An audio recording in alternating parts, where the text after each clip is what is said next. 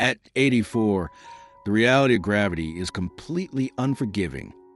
In the spring of 2026, the woman who once ignited the cinematic world with a ferocious, untamable energy found herself on the floor of her Los Angeles home.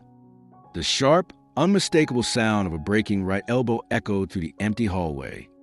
She did not panic. She did not weep.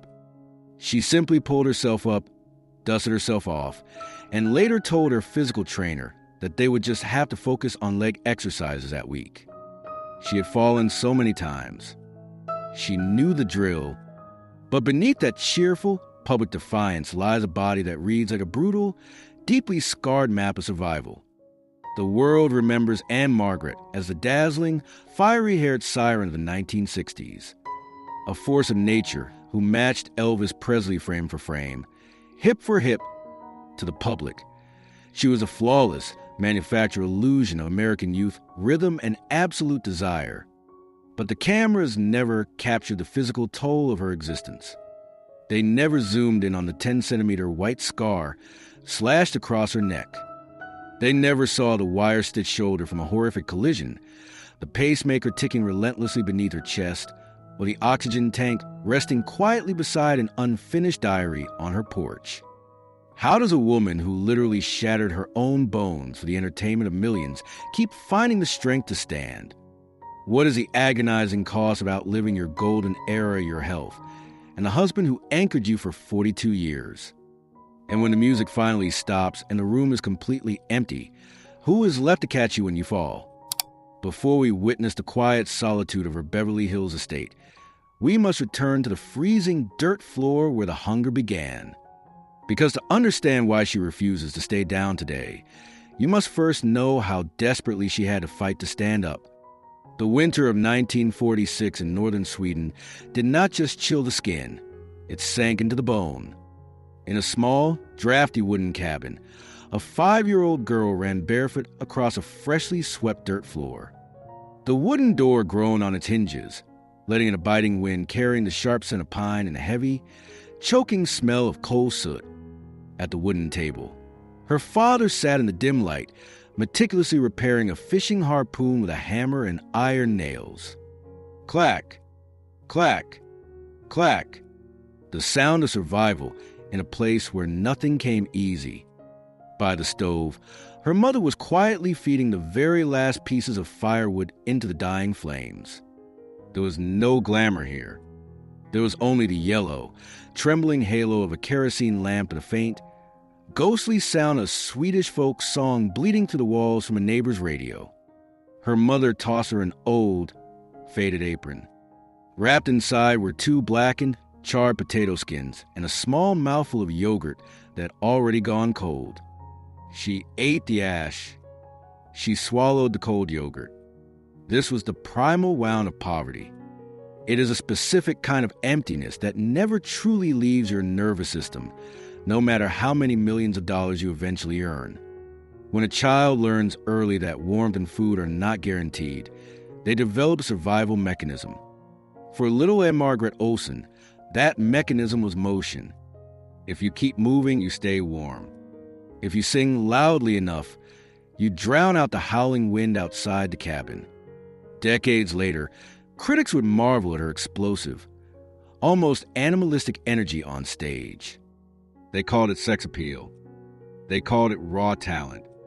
But at its core, it was something much darker and far more desperate. It was a physical manifestation of a girl terrified of freezing in the dark. She had to keep moving. 15 years later, the geography had changed, but the cold remained exactly the same. It was 1961, on the unforgiving streets of Chicago. The immigrant family had crossed an ocean chasing a dream that had so far only yielded exhaustion. It was midnight. The freezing wind whipped off Lake Michigan, cutting straight through the cheap hand-sewn wool coat she had made herself. She stood under an iron street lamp that hissed and flickered in the dark. Her hands, red and chapped, shook violently as she shoved a leather purse into her pocket. It held the meager cash from a small singing gig, money that meant the difference between eating and starving for her parents. She lifted a paper cup to her lips, a sip of cheap black coffee. The steam smelled faintly of burnt caramel, and as the bitter liquid burned down her throat, she shuddered. When she finally pushed open the door to her family's cramped apartment, the silence was heavy. She walked into the tiny kitchen and found the very last piece of cheese in the icebox. She bit into it slowly. In the corner, the coal stove let out a metallic groan, fighting a losing battle against the winter draft creeping under the window frames. Outside, a street clock began to chime, 12 heavy metallic strikes echoing through the Chicago night. She was 19 years old. She was exhausted, and she was terrified. Have you ever stood at the edge of your own life, holding on to nothing but a fragile hope, knowing that if you fail, your entire family falls with you? For those of you who built your lives from the ground up, who remember the taste of cheap coffee and the smell of a cold apartment, you know the exact weight she was carrying in that kitchen. It is a pressure that either breaks your spine or turns you into iron. Ann-Margret swallowed the last of the cheese. She looked at the dying coal stove. She decided, right then in the freezing dark, that she would never let the fire go out again. She would dance harder, sing louder, and push her physical body past every conceivable human limit to ensure her parents never had to repair a harpoon or ration potato skins again. She threw herself into machinery of show business with a reckless, breathtaking desperation. But Hollywood is a carnivorous town. It loves a hungry, beautiful girl. It feeds on her energy, monetizes her flesh, and pushes her to the absolute brink. When you move that fast, and when you hand your body over to the unforgiving gears of fame, the machine eventually pushes back. You think you are in control of your destiny, right up until the moment the sky literally falls on you. The transition from the freezing, rat-infested corners of Chicago to the blinding, incandescent glare of Hollywood did not happen slowly. It was an explosion. By the early 1960s, the quiet, terrified immigrant girl had been fed into the great alchemy of the American entertainment machine and transformed into a cultural atomic bomb. With her cascade of flaming red hair, her breathy voice, and a kinetic, almost feral dancing style, Ann-Margret became the ultimate, unparalleled sex symbol of a generation. She was everywhere. She was a fantasy standing toe-to-toe with Elvis Presley in Viva Las Vegas, matching his sheer magnetism frame for frame. The studios packaged her as an indestructible goddess of youth and desire. To the millions of men staring at movie screens and the women emulating her every move, she was not made of flesh and bone. She was made of celluloid, starlight, and pure, untouchable perfection. But perfection is a deeply violent illusion.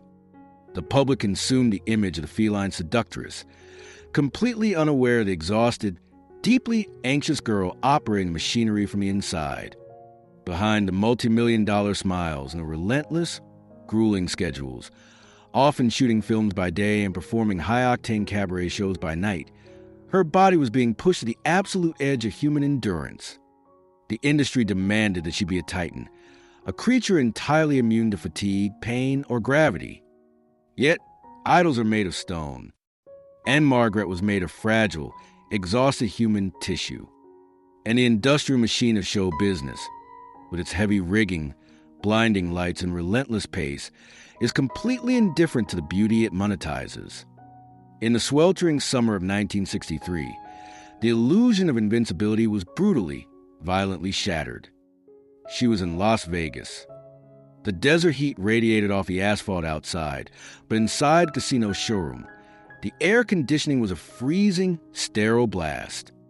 She had just finished another blistering, high-voltage performance. The applause of thousands was still ringing in her ears, vibrating through floorboards. Covered in a sheen of sweat, her chest heaving, she stepped into the shadows just off the side of the stage to begin the frantic process of stripping off her heavy, restricted performance costume. She was entirely unguarded. Her adrenaline was slowly draining, giving way to the bone-deep ache of physical exhaustion. Then came the sound. It was not a subtle warning. It was a deafening mechanical shriek of tearing iron, a massive metal ceiling fixture violently derailing from its track high above the stage. It sounded like a thunderstorm trapped inside a tin box. Gravity claimed it instantly. Before she could even look up, the heavy metal apparatus plummeted into the darkness. A heavy, unyielding edge of iron and steel scraped violently against the back of her neck. The sheer force of the impact snapped the metal chains of her costume, tearing the thick sequin fabric completely off her body as if it were wet paper. She collapsed. Warm, thick blood immediately began streaming down her neck, soaking into her skin and pooling on the dusty floorboards of the stage wing. The heavy metal had missed severing her throat by a fraction of an inch. A millimeter to the left, and the golden girl of the 1960s would have been decapitated in the shadows while the audience just a few feet away drank their martinis. Suddenly, the backstage area erupted into absolute chaos. The shrill, mechanical shriek of emergency alarms pierced the air. The muffled, frantic screams of the stagehands and audience members began to echo through the corridors. She lay there, pressing her trembling hand against her bleeding neck, breathing in the acrid, choking scent of electrical sparks, ozone, and the distinct, coppery smell of her own blood. She was in blinding, radiating agony. But even through the haze of shock, a terrifying realization washed over her. She was mortal. The world had crowned her a goddess, but the heavy metal machinery of the stage did not care about her box office draw or her magazine covers. It would crush her just as easily as it would crush anyone else. She survived, but she did not escape unmarked. The Vegas ceiling collapse left a permanent, physical receipt of her brush with the abyss, a deep 10-centimeter white scar slashed across the back of her neck. It is a mark that no amount of Hollywood makeup could ever truly erase. It became her silent companion, a ghostly reminder of the exact price of standing beneath the heavy, suspended weights of fame. Have you ever looked in the mirror and traced a physical scar that completely changed the way you view your own mortality? A mark that reminds you every single day of the sheer, unpredictable violence of being alive? For decades after that summer night, every single time she blew out the candles on her birthday cake, surrounded by smiling friends and flashing cameras, she would reach up. Her fingertips, shaking just slightly, would find that 10-centimeter line of raised, white tissue on her neck. A quiet, private ritual of profound gratitude and lingering terror. She had survived the guillotine. She had crawled out of the blood and the sparks, stitched herself back together, and stepped right back out into the blinding spotlights, because the girl who survived the freezing dirt floor in Sweden knew that stopping meant disappearing. But trauma has a very long memory. And the universe, it seemed, was not entirely finished testing the structural integrity of her bones. The falling metal in Las Vegas was merely a gentle warning compared to what was waiting for her in the dark. If the stage machinery failed to break her spirit, the universe would simply change the weapon.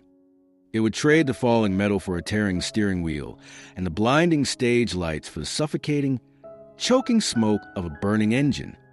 She thought the worst was behind her. She was completely, devastatingly wrong. By 1974, a full decade had passed since the ceiling collapsed in Nevada. She had learned to live with the white scar on her neck, hiding it beneath heavy makeup and dazzling costumes. She had built a fortress around her life, anchored by her deep, unwavering marriage to Roger Smith. They were a unified front against the chaotic, carnivorous energy of Hollywood.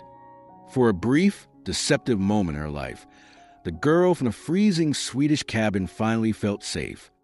But safety is the most fragile architecture in the world.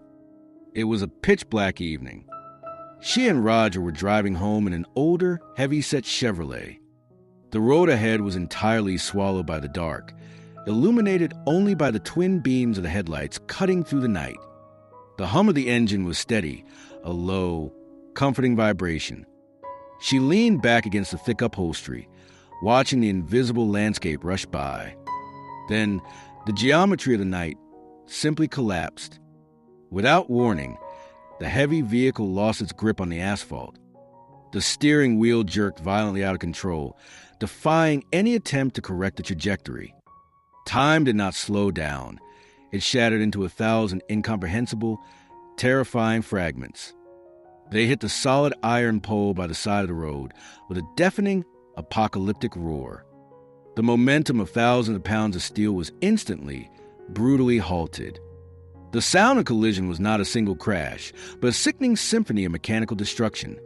The screech of bending chassis, the shattering of thick glass, and the violent, agonizing shriek of the interior leather seats tearing completely apart under the sheer G-force of the impact. She was thrown mercilessly against the window. The air in the cabin was immediately sucked out, replaced by the sharp, stinging sting of deploying dust and the acrid, terrifying stench of raw gasoline spraying from the ruptured roof and crushed fuel lines. Thick, suffocating smoke began to billow into the cramped space, biting into her eyes until they watered, choking the breath in her throat. And then came the fire. A searing, unspeakable heat licked across her arm and leg, turning the skin red, angry, and blistered in a fraction of a second. Second-degree burns instantly seared into her flesh. She could not scream. She could barely breathe. When she finally opened her eyes again, the dark road and the smell of gasoline were gone. They had been replaced by the merciless, blinding glare of hospital fluorescents and the harsh scent of clinical antiseptics. She was lying flat on a surgical table. This is the ultimate, humiliating reality of the human vessel. You can be the most desired woman on the planet. You can have millions of people idolizing the fluid, hypnotic grace of your dancing.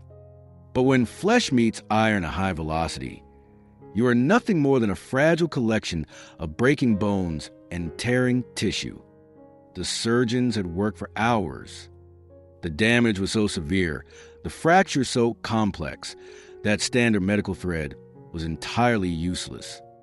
They had to use thick, industrial iron wire to bind her shattered knee and her torn shoulder back together. Iron wire. The very metal that had nearly decapitated her a decade earlier was now drilled directly into her skeletal structure, holding her broken body intact. The days that followed were a masterclass in agony. The pain medication could only dull the edges of the torment. Every single movement was a negotiation with absolute torture. The inflammation and the deep tissue trauma were so profound that even the simple, unconscious act of swallowing saliva sent a shockwave of pain through her upper body. She would have to squeeze her eyes completely shut, bite down hard on her own lip, and wait for the spasm of agony to pass.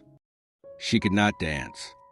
For the woman whose entire psychological survival was based on her ability to move, to outrun the poverty and the cold, being immobilized was a fate far worse than the pain itself. For months, she was reduced to relying on heavy, awkward crutches. The fluid, feline siren of the silver screen, the woman who could command a stage with a single flick of her hip, was now forced to drag herself across a room. Clack, drag, clack, drag. The wooden crutches hitting the floorboards echoed like a cruel joke.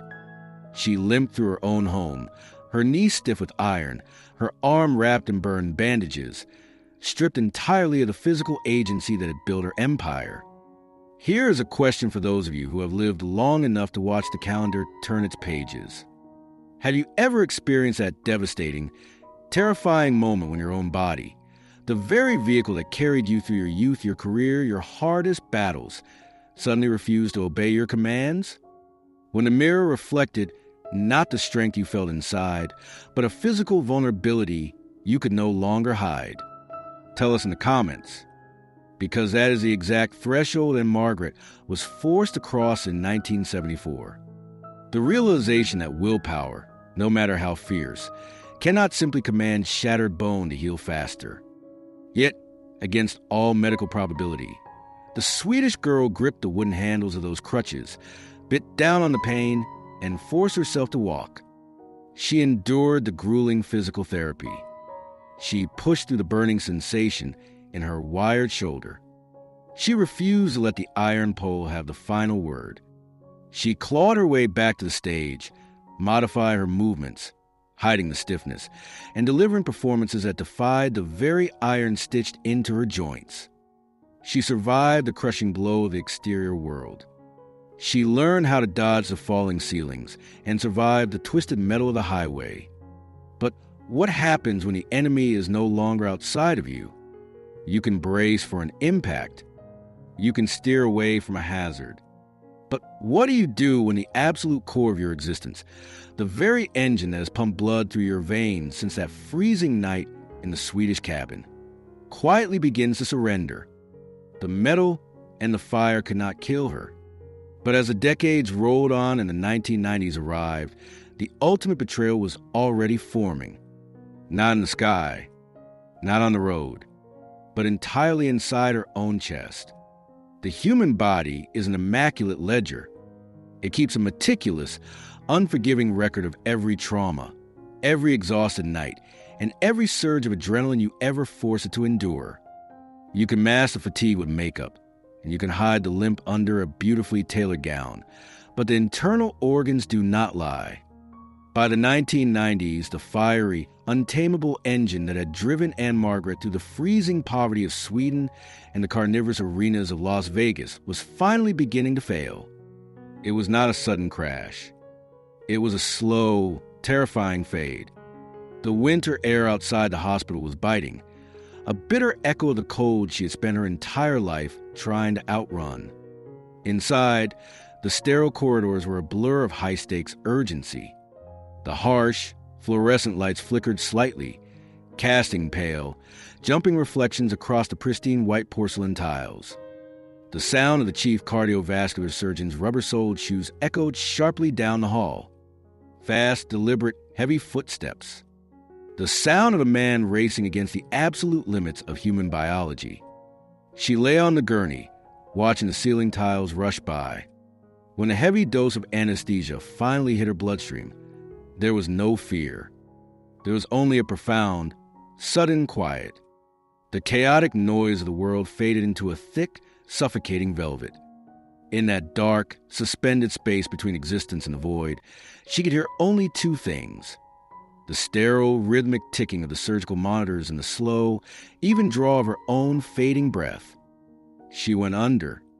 To perform a high-risk coronary bypass, surgeons must commit an act of absolute physical violation. They must crack open the chest, the very vault of the soul, stop the failing heart, and manually reroute the blood through newly harvested veins. They took the woman who had once possessed the most explosive, untamed pulse in Hollywood, and they plugged her life force into a cold, humming bypass machine. When she finally drifted back into consciousness, the winter morning light was bleeding through the hospital blinds. The pain in her chest was not sharp. It was a crushing, geological weight. Running directly down the center of her sternum was the fresh, agonizing track of the surgeon's scalpel. But it was not the wound that terrified her. It was a sound. Beside her bed, a portable cardiac monitor blinked with a cold, green luminescence. Tick, tick, tick. With every artificial electronic pulse, she felt a heavy, hollow resonance deep inside her chest cavity. The wildness was gone. This is the ultimate, heartbreaking irony of the aging icon. For her entire career, Ann-Margret was defined by rhythm. Her heart had beaten fiercely, wildly, matching the thunderous drums of a rock and roll band. It had pumped raw adrenaline through thousands of live performances, making millions of people feel utterly alive just by watching her. Now, that same heart had to be coaxed, monitored, and paced by a ticking chamber of wires and batteries. The recovery was a grueling lesson in submission. The woman who used to leap across stages and command the attention of entire stadiums was now reduced to a fragile ghost. When she finally returned home, her world shrank to the size of her backyard. She would step out into the garden, leaning heavily on the arm of her husband, Roger. She could not dance. She could barely walk. She forced herself to shuffle forward, inches at a time, across the manicured grass. She could no longer outstubborn her own biology. Survival now required a humiliating, daily surrender. She became tethered to a strict, joyless diet to keep her arteries clear. Her mornings began not with the thrill of the script or the roar of a crowd, but with the bitter, chalky taste of cardiac medications. A handful of pills swallowed with water, a daily ransom paid just to keep the ticking chamber inside her chest going for another 24 hours. She had traded her invincibility for time. But time is the cruelest negotiator of all. It allows you to heal the broken elbow. It lets you wire the shattered shoulder. It even permits you to bypass the failing heart. But it only grants you this extended survival so that you can remain awake for the true catastrophes. Ann-Margret had spent her entire adult life fiercely protecting her body from the machinery of the world. But she had anchored her entire soul to one man. As her own heart stabilized into a slow, medicated rhythm, the universe prepared to strike the one target she could not protect. The ground beneath her feet was about to give way completely. And this time, there would be no surgeon on earth who could stitch the pieces back together. When the architecture of a human life begins to collapse, it rarely happens all at once. The universe prefers a slow, agonizing dismantling. It sends tremors before the earthquake. It takes away your physical balance long, before it strips away your emotional anchor, simply to teach you how it feels to fall. For Ann-Margret, that physical omen arrived in the bitter chill of the winter of 2004. She was in the cavernous, echoing space of her own garage, moving old performance props. It was a mundane, completely unglamorous chore. The air was cold, biting at the exposed skin of her wrists. Above her, the heavy metal garage door shifted in the wind, letting out a low, scraping groan against its iron tracks. The sound vibrated through the empty hall. She took a step backward, misjudging the concrete floor by a fraction of an inch. The human ankle is a marvel of evolutionary engineering, designed to bear the weight of a running stride or the explosive force of a dancer's leap. But when bent at the wrong angle, it is entirely fragile. As she went down, the silence of the garage was punctured by a sickening, unmistakable sound. Crack. Pop. It wasn't just a tearing of ligaments. It sounded like a dry branch snapping under a heavy boot. She hit the cold concrete hard. For the first 3 seconds, there was no pain. A terrifying, icy numbness rapidly crawled up the bridge of her foot, paralyzing the nerves in a temporary state of absolute physiological shock. She lay there, staring at the ceiling, waiting for the inevitable. When the numbness finally broke, the pain did not arrive as an ache. It arrived as a white-hot, drilling sensation plunging directly into her bone marrow. Every single time she tried to shift her weight, a blinding spike of agony shot up her leg, dropping her immediately back to the floor. The woman who had once danced with ferocity that captivated the entire globe, who had spun and kicked with flawless, gravitational defiance, was now entirely grounded by a single, careless step in a dark garage. The months that followed were an exercise in profound, daily humiliation. The crutches returned, dragging her back to the trauma of 1974. But this time, she was older. The recovery did not happen with the miraculous speed of youth. Every single night, she was forced to sit on the edge of her bathtub, staring down at her swollen, discolored flesh. She had to submerge the blistering, aching foot into a heavy basin of warm water mixed with Epsom salts.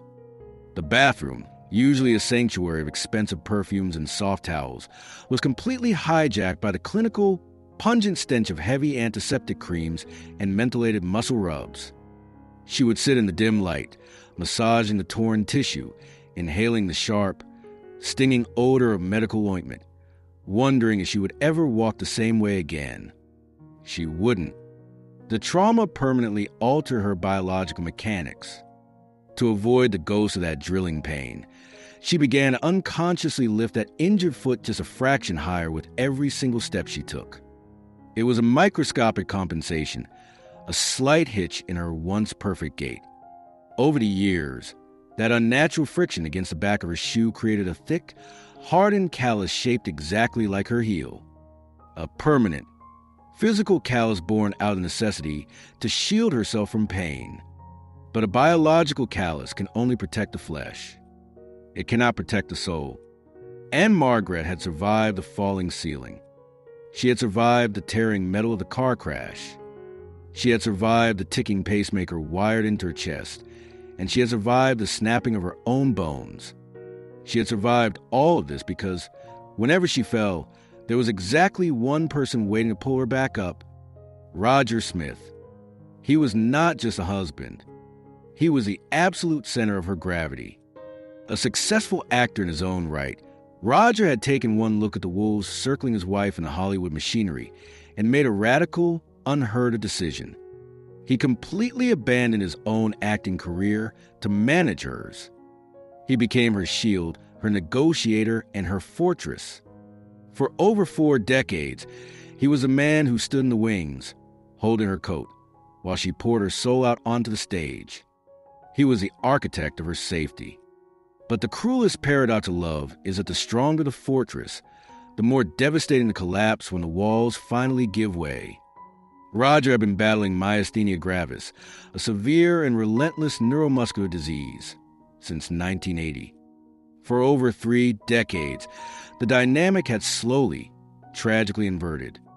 The sex symbol of the 1960s had quietly transformed into the ultimate caregiver.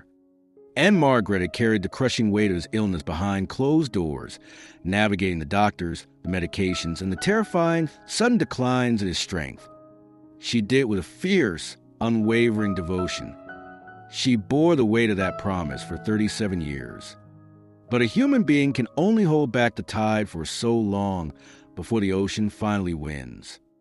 It was January of 2017. The Los Angeles sky outside the window was not the bright, cinematic gold of a Hollywood postcard. It was a heavy, bruised, suffocating dark purple. The kind of twilight that feels less like an evening and more like the end of the world. Inside the bedroom, the air was unbearably thick. The grand, sprawling estate was completely devoid of life, save for mechanical machinery keeping the man in the bed tethered to the earth.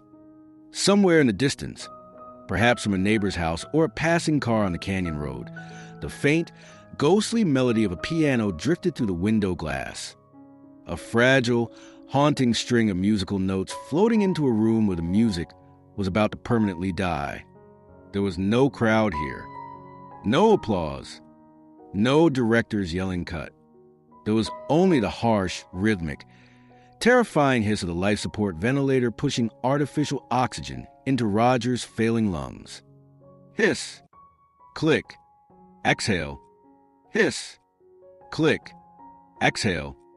For 42 years, this man had been her entire world. He had kissed a white scar on her neck. He had helped her out of the wheelchair when her bones were wired together. He had walked her through the garden when her heart was too weak to beat on its own. Now his eyes were closed. His chest rose and fell only because a machine commanded it to. The neuromuscular disease had finally conquered the fortress. The doctors had delivered the verdict. There was nothing left to do but the one thing she had spent her entire life running away from. She had to let go. Ann-Margret, now 75 years old, stepped up to the edge of the mattress.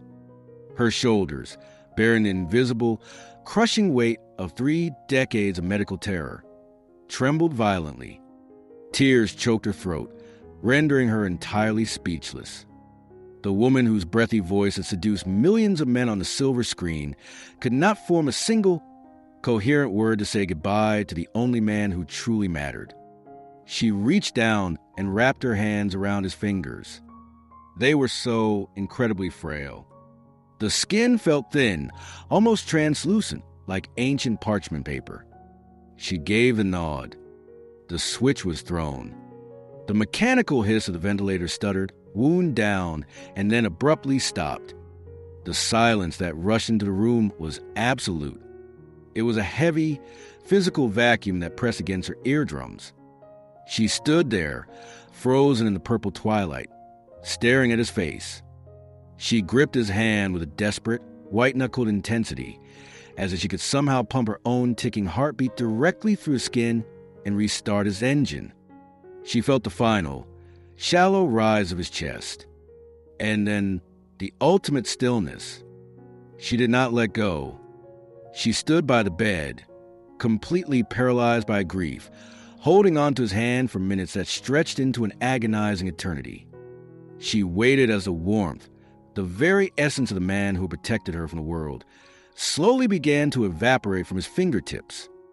She felt the heat retreat from his knuckles, moving upward until his flesh became completely, undeniably cold.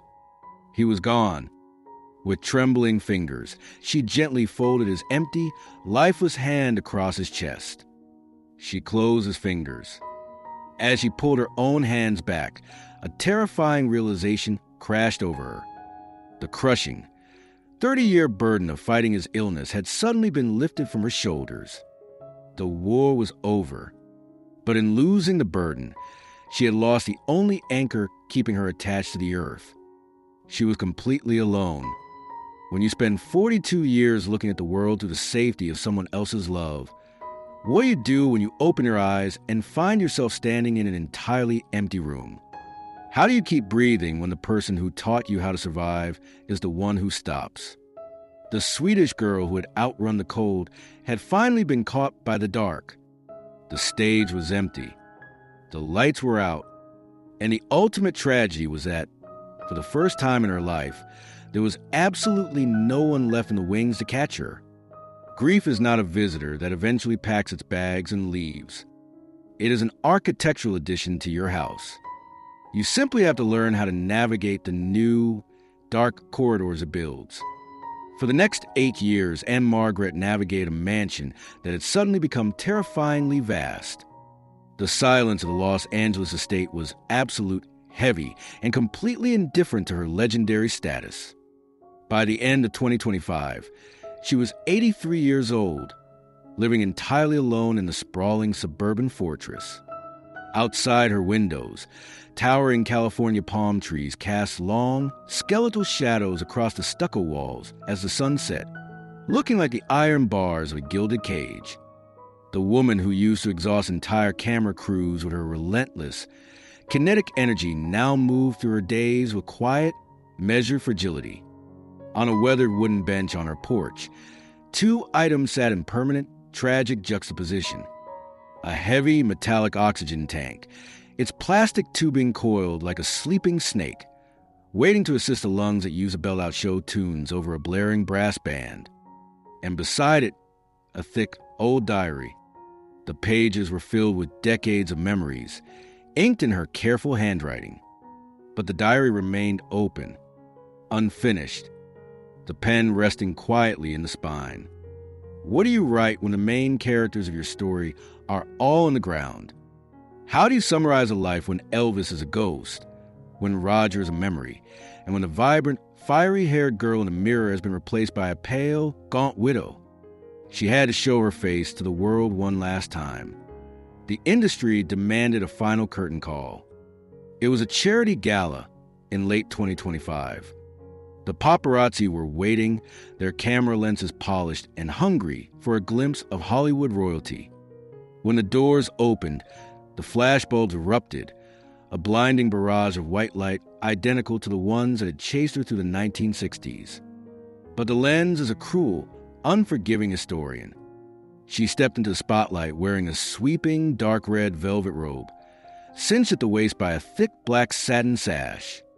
It was a garment designed for a queen, intended to project absolute, unyielding power. But the illusion fractured the moment she tried to hold her ground. Her legs, the very same legs that had danced with an explosive, hypnotic rhythm on the tables of Viva Las Vegas, the legs that had defined an entire generation of American desire, were visibly trembling under the heavy velvet. She stood for only a few agonizing minutes before the physical toll became completely unbearable. She had to sit down. When she spoke into the microphone, the breathy, seductive purr that had once driven millions of men completely out of their minds was gone. It had been replaced by a low, husky, profoundly exhausted whisper. The audience clapped, a standing ovation born of immense respect. But underneath the applause was a heavy, suffocating wave of melancholy. The crowd was not just looking at Ann-Margret. They were looking at the merciless, terrifying theft of time. They were watching the absolute evidence that no amount of fame, no amount of money, and no amount of sheer willpower can stop the universe from slowly, systematically reclaiming the light it loaned you. She was fading. The world knew it. She knew it. And then, just as the narrative seemed completely ready to end in a quiet, fading whimper, the universe decided to test her one last time. Spring arrived in 2026. April in Beverly Hills. The house was quiet. She was walking across the floor of her home, perhaps moving toward a chair, perhaps reaching for a glass of water. A mundane, entirely uncinematic moment. Gravity does not care about your legacy.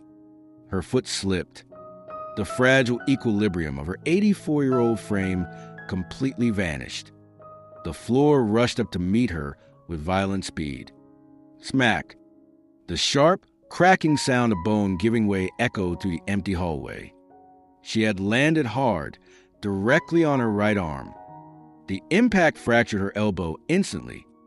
A blinding, hot shock of pain radiated up to her wired shoulder and down to her fingertips. For an 84-year-old woman with a pacemaker, a history of catastrophic bodily trauma, and a house entirely empty of a husband to call for help, a broken bone is not just an injury. It is a terrifying, flashing siren. It is a kind of fall that permanently moves the elderly from their homes into hospital beds, the kind of fall that breaks the spirit long before it breaks the marrow. She lay there on the floor, alone, staring at the ceiling. She felt the sharp, agonizing throb of the fractured bone. She felt the heavy, ticking rhythm of the pacemaker in her chest. She felt the phantom ache of the white scar on her neck and the thick, hardened callus on the heel of her foot. The entire map of her trauma was suddenly, intensely awake. Did she panic? Did she press a medical alert button and weep for the cruelty of her fate? No. Ann-Margret Olsen, the immigrant girl from the freezing dirt floors of northern Sweden, pulled her 84-year-old body up off the floor. She dusted off her clothes. She cradled her broken, throbbing arm against her chest. She canceled her upcoming public appearances with a polite apology. And then she picked up the phone. She dialed her personal physical trainer. "I fell the other day," she told him, her voice remarkably steady. "My right elbow is broken." Before the trainer could even begin to express his horror, before he could suggest canceling their sessions for the foreseeable future, she cut him off with a stubborn, undeniable finality. "So, we're just going to do things with my legs this week. I'll see you on Tuesday." She refused to stop moving. When a journalist later asked her about the terrifying fall, fully expecting a tragic tale of elderly vulnerability, she simply laughed. A genuine, husky laugh that completely shattered the tragedy of the moment. "I have fallen so many times," she said. "I don't intend to, but I do. You just pick yourself up, you dust yourself off, and you start all over again." She had fallen from the sky in Las Vegas. She had crashed into iron in 1974. She had fallen into the abyss of grief when Roger's hand turned cold. And here she was, in 2026, with a shattered elbow, refusing to surrender the narrative. Because beneath the Hollywood royalty, beneath the red velvet robes and the Lifetime Achievement Awards, she is exactly who she was in the winter of 1946. She is still the 5-year-old girl in the drafty wooden cabin, swallowing charred potato skins, listening to the wind howl outside. She knows that if you stop moving, the cold will finally catch you. If you lie down on the dirt floor, the fire goes out. The stage lights may have dimmed. The audience may have aged. The bones may be fractured, wired, and completely exhausted. But the music has not stopped yet. She is still dancing. Here is a question for those of you who have lived long enough to watch your own eras pass by. What is the white scar you carry? Have you ever found yourself completely alone in a room, knocked to the floor by grief, illness, or the sheer weight of time, and force yourself to stand back up when no one was watching? Tell us your story in the comments below.